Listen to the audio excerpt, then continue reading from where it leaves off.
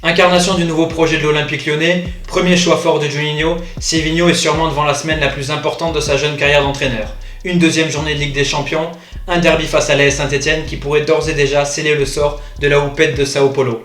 Alors pourquoi Silvinho n'y arrive-t-il pas? On va essayer de voir les points les plus problématiques de son début de mandat à l'Olympique Lyonnais.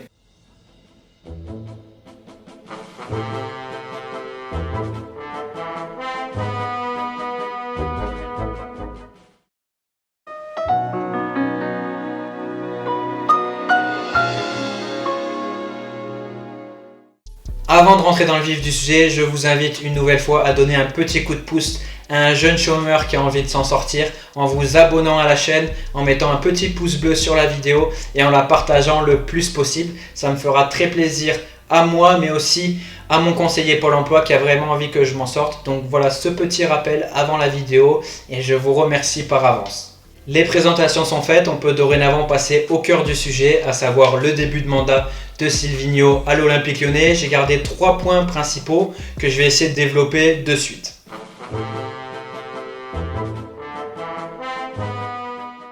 Le premier point, c'est l'apport des latéraux sous Silvinho. Pour aborder ce point, on va le découper en 2 parties. La première partie, ce sera les phases de relance et les phases de sortie de balle. Et le deuxième point, ce sera l'occupation du camp adverse sur les phases de possession. Première partie, donc, les phases de sortie de balle et les phases de relance. Pourquoi les latéraux ont été très problématiques pour Silvinho depuis son début de mandat? C'est très simple. Tout simplement parce qu'ils ont été positionnés très bas sur le terrain. Les conséquences, elles sont multiples. La première, c'est tout simplement que ça va entraîner un manque de verticalité évident dans le jeu de l'Olympique Lyonnais dès la relance. À savoir que si les défenseurs centraux cherchent leurs latéraux sur les côtés, le jeu de l'Olympique Lyonnais ne progresse pas pour la simple et bonne raison que les latéraux sont quasiment sur la même ligne que les défenseurs centraux. Et ce manque de verticalité, il entraîne beaucoup de conséquences négatives pour l'Olympique Lyonnais. Première conséquence négative de ce manque de verticalité, c'est qu'il permet à l'équipe adverse de s'installer beaucoup plus haut dans le camp adverse et du coup pouvoir proposer un pressing sur les phases de relance et les phases de sortie de balle de l'Olympique Lyonnais beaucoup plus dangereux que si on avait des latéraux plus hauts sur le terrain. Ça, c'est le premier point négatif. Et du coup, face à ce pressing-là, Lyon a 2 alternatives. Soit ils essayent de sortir le ballon court avec leur numéro 6 ou alors avec leurs latéraux. Ça, c'est la première option. Mais du coup, c'est très compliqué parce qu'on a un manque de verticalité là. Donc soit on a un 6 qui est capable de faire la différence et d'être la rampe de lancement du jeu lyonnais, soit, vu que ce n'est pas le cas, et du coup, on envoie des longs ballons, le plus souvent sur les ailiers ou sur Dembélé en pointe. Et dans cette configuration-là, quand on envoie des longs ballons sous pressing, en général, ça s'appelle plus des ballons, mais des casse-croûtes. Et ça entraîne du coup de nombreuses pertes de ballons parce que ça devient très difficile dans des situations où on n'a pas créé de décalage, où on n'a pas fait de différence, d'envoyer des longs ballons et espérer qu'à la tombée, le joueur puisse d'une part contrôler et se mettre dans le sens du jeu et d'autre part créer des différences ensuite. Ça, c'est la première conséquence négative. Et la deuxième conséquence négative, c'est que si Lyon essaye de renoncer à ces longs ballons et du coup sortir court, la qualité technique et intellectuelle défectueuse des 4 de derrière et de leur 6, à savoir Lucas Touzard, va les amener à perdre des ballons très dangereux dans leur moitié de terrain. Donc voilà, ce manque de verticalité, ça favorise le pressing adverse, ça amène la défense à envoyer de longs ballons et ça peut amener aussi des pertes de balles très dangereuses dans sa moitié de terrain. Donc ça, c'est vraiment le premier point négatif des latéraux sous Silvinho, c'est le positionnement et le manque de verticalité sur les phases de relance et les phases de sortie de balle. Deuxième partie maintenant, les phases de possession et de conservation dans le camp adverse. Pourquoi les latéraux étaient problématiques sur ces phases-là? C'est très simple. Le rapport offensif étant quasiment nul, étirer la défense adverse, espacer la défense adverse était la responsabilité des ailiers. Pour ça, les ailiers étaient donc condamnés à manger la ligne pour écarter la défense adverse. Et les espaces libérés par ce positionnement des ailiers, il n'y avait que 2 joueurs qui pouvaient en tirer profit, c'est les relayeurs, à savoir Jeffrey Nadelaïde et Oussem Aouar. Car une fois le bloc est tiré en face, il ne restait plus que pour pouvoir mettre à profit ces espaces. Mais quel est le problème de cette disposition-là et de cette responsabilisation hors norme des relayeurs? C'est très simple, c'est que du coup, à la perte de balle, comme on a des latéraux qui n'accompagnent pas les actions, comme on a un 6 qui n'accompagne pas non plus les actions, dans le dos des relayeurs, on a un immense espace. Et c'est pour ça que l'Olympique Lyonnais, sur les transitions défensives, a eu énormément de mal et a été facilement mis en danger, parce que comme la responsabilisation offensive des relayeurs comme Adélaïde ou Aouar était beaucoup trop importante, à la perte du ballon, dans leur dos, il y avait d'énormes espaces qui profitaient à l'équipe adverse. Donc voilà, ça c'était le premier point problématique pour moi sous Silvinho, c'est les latéraux sur les phases de relance et sur les phases de possession dans le camp adverse.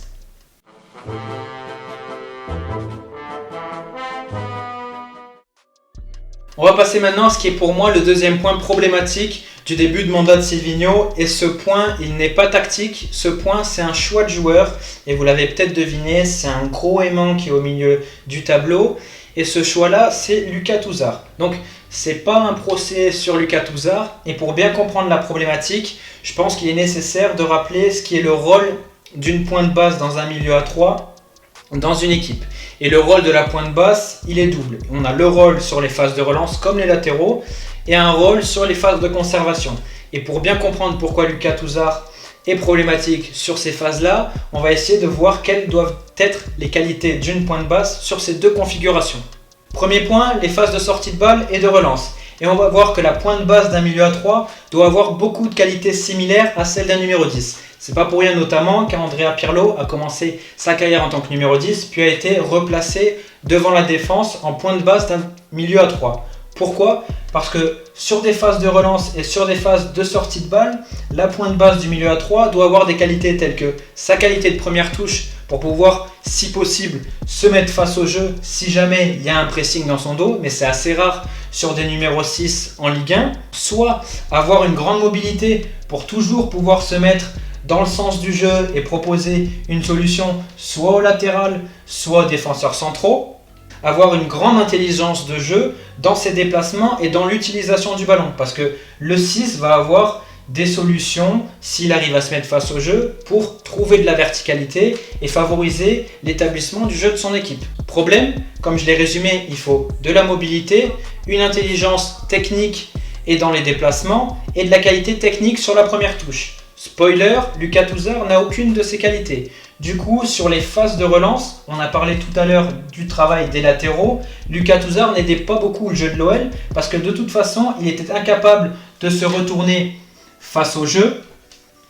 Il était incapable de proposer dans les espaces ici pour les latéraux une solution et ainsi pouvoir orienter ensuite sur un 8 ou sur les ailiers. Ça a entraîné, par notamment l'influence de Lucas Touzard, ces phases de position stériles dans le camp lyonnais qui exposaient l'OL à des pertes de balles dangereuses. Donc ça c'est le premier point, l'apport ou plutôt l'absence d'apport de Lucas Touzard sur les phases de relance et les sorties de balles.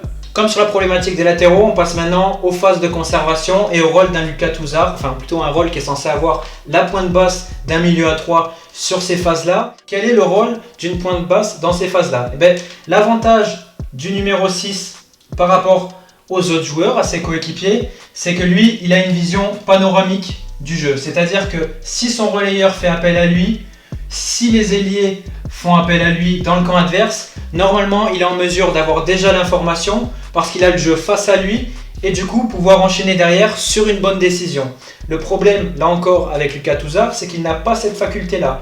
Il ne propose jamais une solution au porteur du ballon, que ce soit les relayeurs ou les ailiers. Et techniquement, dans la passe, dans le dribble, dans l'orientation, il n'a pas les qualités pour faire le bon choix. Souvent, dans ces configurations-là, quand le ballon revient à Lucas Touzard, il n'a pas pris l'information avant, il n'a pas la qualité de passe ensuite, et du coup, qu'est-ce qui se passe ? Eh bien, Lucas Touzard, il va jouer avec ses défenseurs centraux, il va jouer avec ses latéraux, et on peut tomber donc sur une situation qui démarrait à 35 mètres des buts, et qui va finir ici, parce qu'à un moment donné, Lucas Touzard n'aura pas pris l'information et n'aura pas fait le choix juste pour permettre à son équipe de continuer à attaquer et de se montrer dangereux.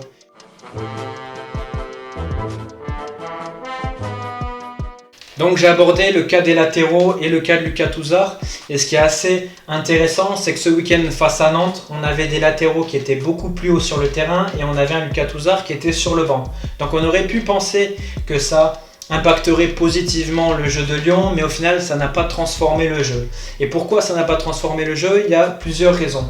Bon, on a un premier facteur qui est le facteur mental, à savoir que les joueurs effectivement, à cause des résultats, à cause du manque de production, sont dans un manque de confiance évident. Mais on a aussi un manque de travail de la part, pour moi, de Silvinho dans ce qui est de la production offensive et de ce qui est de la tactique sur le plan de jeu offensif là encore. On a vu face à Nantes beaucoup de situations, là encore, où il y a un manque de verticalité. Certes, les latéraux étaient beaucoup plus hauts sur le terrain qu'à l'accoutumée, mais on était encore loin de latéraux qui prennent leur couloir et qui offrent des dédoublements. Du coup, on avait souvent des latéraux, voire même tout le temps, des latéraux sur la même ligne que les relayeurs. Et là, on est encore dans ce problème du coup de verticalité, c'est qu'en ayant des joueurs sur la même ligne, ça pousse le jeu à être latéral.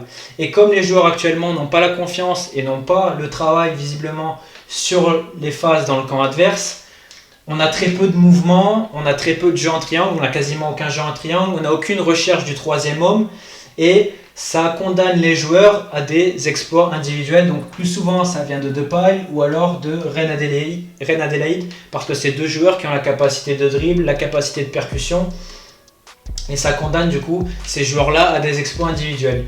Et même sur des phases, on a du coup, comme il y a peu de jeux, comme il y a peu de ballons, peu d'enchaînements, peu de mouvements, on a un Dembélé qui essaye de venir toucher les ballons très bas sur le terrain et comme on a un Depay qui naturellement se réaxe, on avait beaucoup de phases de jeu où on trouvait Depay et Dembélé sur la même ligne. Et là encore, c'est le même problème de la latéralité et un manque de verticalité. Et c'est ce qui est pour moi le plus flagrant dans l'animation offensive de Lyon, c'est ce manque de verticalité, ce manque de mouvement. Et ça dénote un certain manque de travail parce que quand on regarde le match face à Nantes où on avait du coup un 6 beaucoup plus cohérent, où on avait des latéraux beaucoup plus offensifs, même si ça n'est pas assez, on a l'impression que fin septembre, l'OL est au point mort au niveau offensif, au niveau du projet de jeu, et que ça commence à peine. Donc ça, c'est un point qui est assez inquiétant. C'est vraiment ce que ça laisse transparaître au niveau de l'animation, comme si au final ça n'avait pas encore été travaillé et qu'on commence à peine. Et comme du coup on est dans une spirale négative au niveau des résultats, au niveau de la production, et ça entraîne les joueurs vers le bas. Voilà, j'ai essayé de développer les points qui sont pour moi les plus intéressants sur le début de mandat de Silvinho à l'Olympique Lyonnais. C'est vrai qu'il y a d'autres points qu'on aurait peut-être pu aborder, comme le discours de Silvinho ou même sa confiance lorsqu'on voit qu'en 3 matchs, il a changé 3 fois de système différent, que ce soit contre le Zénith, contre le Paris Saint-Germain ou encore contre Brest.